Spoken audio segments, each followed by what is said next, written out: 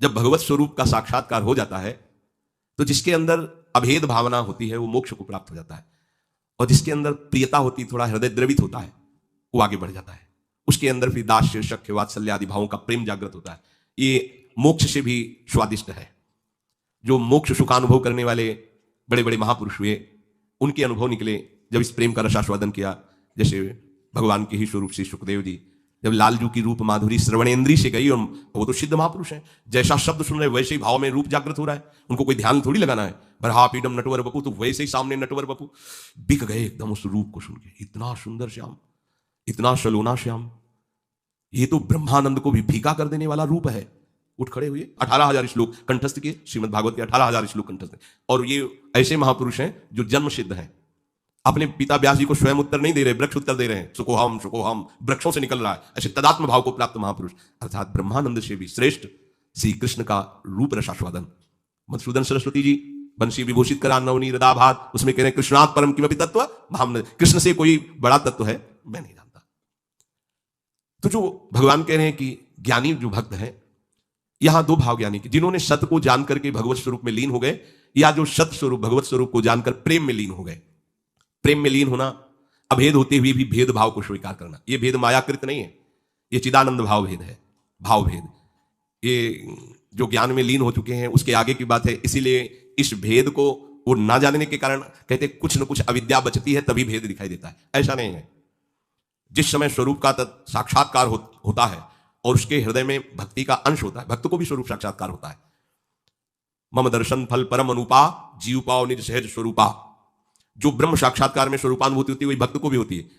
उसी समय उसका, वो टिक नहीं पाता वहां, उसी समय उसका आकर्षण होता है उसके आराध्य देव का, और उसकी वृत्ति उसमें लीन ना होकर उस आत्मस्वरूप को अपने आराध्य देव के रूप में देखता है, और इतनी तन्मयता हो जाती है कि अपना विस्मरण हो जाता है, बस केवल आराध्य देव रह गए। अब यहां से प्रेम की दशा प्रारंभ हो जाती है। ज्ञानी सब कुछ विस्मरण करके आत्मस्वरूप में लीन हो जाता है, उसका आत्मस्वरूप भी विस्मरण होकर आराध्य देव के स्मरण में लीन हो जाता है। ये प्रेम की गाथा। भगवान कहते हैं 4 प्रकार से जन मेरा भजन करते हैं और ये सब महान है।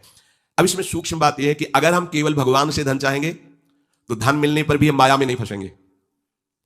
जब हम स्वयं अहंकार प्रेरित होकर के कर्म करते हुए धन कमाते हैं तो उसमें आसक्ति होती है, हम उसमें भोक्ता भाव करते हैं, और जब भगवान की तरफ से मिलता है तो प्रसाद भाव रहता है। ये सब प्रभु का प्रसाद है, और प्रसाद होने के कारण वो प्रसन्नता रहती है, धनाभिमान नहीं रहता। प्रसादे सर्व दुखानाम हानिरस्योपि जायते, अंदर प्रसन्नता रहती है और भगवत कृपा का उसको प्रतिपल अनुभव होता रहता है। इसलिए वो धन के राग में न फंसकर प्रभु की तरफ ही खिंचता चला जाता है। कितने कृपालु प्रभु, कितने कृपालु प्रभु। और धनाभिमानी, देहाभिमानी, मैंने ये किया तो इतना लाभ हुआ, मैं इसको ऐसे भोगूंगा, अब ऐसा करूंगा तो इतना और लाभ होगा, वो खिंचता चला जाता है अहंकार की तरफ, ये खिंचता चला जाता है प्रभु की तरफ। अगर प्रभु से हमें धन मिला, प्रभु से कामना की, तो वो कामना संसार में फंसाएगी नहीं, वो मोक्ष प्रदान करने वाली होगी। ये परम लाभ की बात है कि लोकवत भी हमारा मंगल हुआ और परलोक के लिए हमें कोई अलग से साधना नहीं करनी पड़ी, क्योंकि प्रतिपल हमें कृपा का अनुभव बढ़ता चला जाएगा। प्रभु हमें कितना दुलार कर रहे हैं, कितनी कृपा कर रहे हैं, तो वो ये सब छूट जाएगा, केवल कृपा और प्रभु रह जाएंगे। वो कृपा के सहारे प्रभु के प्रेम में डूब जाएगा। ऐसे कितने भक्तों के चरित्र हैं। जब हम संकट निवृत्ति भगवान से चाहेंगे तब लगेगा अच्छा कोई दूसरा मेरा सहयोगी नहीं हुआ, भगवान ने ऐसी कृपा। तो अपनी अनुभूतियां जो होती है और प्रभु की तरफ हमें प्रेरित करती है। संकट निवृत्ति के बाद वो प्रभु को भूल नहीं जाएगा, वो प्रभु में आसक्त हो जाएगा। ये आंतरिक बात है, सूक्ष्म बात है। आर्थ कोई भी भक्त जो हुआ हो और उसकी संकट निवृत्ति भगवान ने की हो और वो भगवान को भूल करके संसार में ही रमण कर रहा हो, ऐसा नहीं हुआ।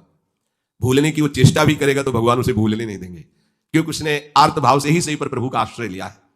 और प्रभु का आश्रित कभी माया में फंस नहीं सकता है, पक्का है, चाहे किसी भी भावना से आश्रय लिया हो। और जो भगवान से जानना चाहता है भगवान को, उसको कभी ज्ञानाभिमान नहीं होता। अगर हम पढ़ लिख करके जानना चाहेंगे तो जान भी नहीं पाएंगे, पर हमें ज्ञानाभिमान हो जाएगा। अगर प्रभु से जानेंगे, गुरु कृपा से जानेंगे, तो कभी ज्ञानाभिमान नहीं होगा। इसीलिए हमें अगर सांसारिक सुख भी चाहिए तो केवल हरि का आश्रय लें, सांसारिक दुख की निवृत्ति चाहिए तो केवल हरि का आश्रय लें, और हरि को जानना है और पाना है तो केवल हरि का आश्रय लें। वो सब साधन दे देंगे, वो सब हमको मार्ग दे देंगे, जिससे हमें उनका बोध हो जाएगा या प्रेम हो जाएगा। हम हरि को छोड़कर अन्य आश्रय न लें, हम हरि को छोड़कर किसी अन्य का भरोसा न करें, तो इस प्रपंच की चाह रखते हुए भी हम भगवान को प्राप्त कर लेंगे। बहुत सरल भगवान ने बता दिया। अब भी समझ में ना आवे तो आप जाने।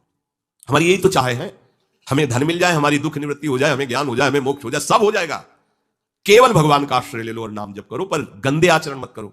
आहार विहार संयम से करो, शास्त्र संयम से। अब करो गंदा आचरण। जो गंदे आचरण वाले थे जब प्रभु की शरण में आए तो उलट गए, फिर दोबारा नहीं दिखा उधर। तो क्या हुआ, वो महात्मा बन गए। अब अपनी भगवान की शरण में आए, अगर गंदे आचरण करते रहेंगे तो अनुभव नहीं होगा, और होगा कि पता नहीं भगवान आपके ऊपर प्रसन्न होंगे इसलिए ऐसा हो गया, हमारा तो नहीं हुआ। आप आचरणों को, भगवान का बल आपको सहयोग देगा, आपको बचाएगा। पर आप इच्छा करके यदि कामनाओं की प्रवाह में बहकर गंदे आचरण करेंगे तो छूट भी दी है भगवान ने, आप करो और उसका फल भोगो, अवश्य में भोक्तव्यम कृतम कर्म शुभाशुभम। आश्रित को यह ध्यान रखना चाहिए, अपने आराध्य देव के विरुद्ध आचरण नहीं करना चाहिए। अगर कहीं होने की संभावना हो तो आराध्य देव से प्रार्थना करनी चाहिए, बचा लो प्रभु।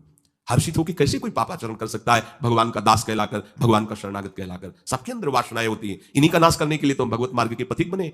और नाम में इतनी सामर्थ्य पूछो मत। ये तो जैसे जैसे तो ऐसा लगता है अभी तो कुछ परिचय ही नहीं मिला नाम का। इतना अमोघ, इतना अगाध, इतना अथाह वैभव नाम में है। सच्ची मानिए, सच्ची मानिए, आप बस लगे रहो राधा राधा राधा, फिर देख लेना आप, खुद देख लेना आप। बस ये चीजें बंद कर दो जो असाधन है।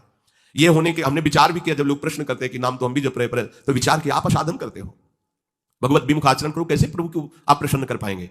अभी तक करते रहे, कोई बात नहीं, वो भूत है, निकल गया भूत। वर्तमान को संभालो, वर्तमान में कोई गलत आचरण ना हो तो आपका परम मंगल श्री हरि कर देंगे। शेष चर्चा।